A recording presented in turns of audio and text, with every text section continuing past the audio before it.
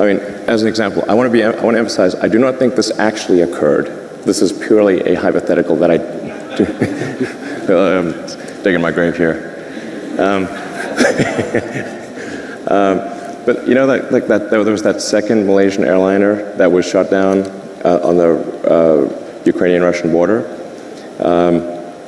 and that really amplified tensions between Russia and the EU in a massive way. Well, let's say if you had an AI that was where the AI's goal was to maximize the value of a portfolio of stocks. One of the ways to maximize value would be to go long on defense, short on consumer, start a war. And then how could it do that? Well, you know, hack into the Malaysian Airlines aircraft routing server, route it over a war zone, then send an anonymous tip that an enemy aircraft is flying overhead right now. You know, to understand the nature of the issues, to look closely at the progress that is being made and the remarkable achievements of artificial intelligence. I mean, last year, Go, which is quite a difficult game to beat, that people thought would never be beaten with by a computer, that a computer would either never beat the best human player or that it was 20 years away. And last year, AlphaGo, which was done by DeepMind, which is a kind of a Google subsidiary, absolutely crushed the world's best player. And now it can play the top 50 simultaneously and crush them all. So, just like that pace of progress is remarkable.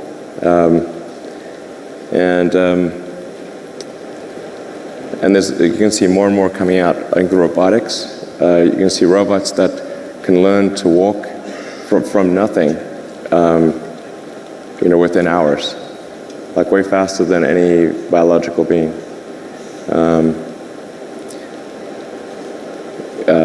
But the thing that's most dangerous is, and it's the hardest to kind of wrap,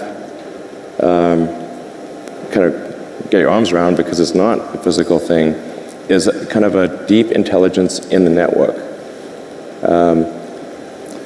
He said, well, what harm could a deep intelligence in the network do? So, well, it could start a war by doing fake news and spoofing email accounts and fake press releases, and just by, you know, manipulating information.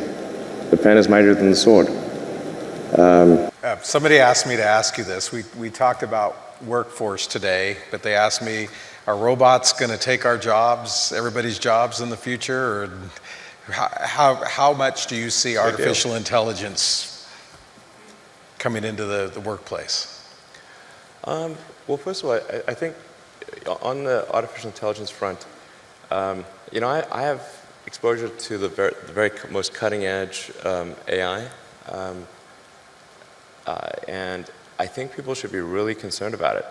I keep sounding the alarm bell, but you know, until people see like robots going down the street killing people, like they don't know how to react, you know, because it seems so ethereal. I think we should be really concerned about AI, and I think we should. AI is a rare case where I think we need to be proactive in regulation instead of reactive, because I think by the time we are reactive in AI regulation, it's too late. And normally the way regulations are set up is that a whole bunch of bad things happen, there's a public outcry, and then after many years, a regulatory agency is set up to regulate that industry. And there's a bunch of opposition from companies who don't like being told what to do by regulators. Anyway, it takes forever. That in the past has been bad, but not something which represented a fundamental risk to the existence of civilization.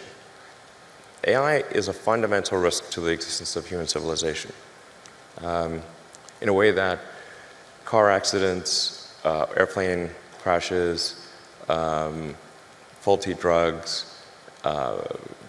or bad food were not. They were not. They were harmful to a set of individuals within society, of course, but they were not harmful to society as a whole.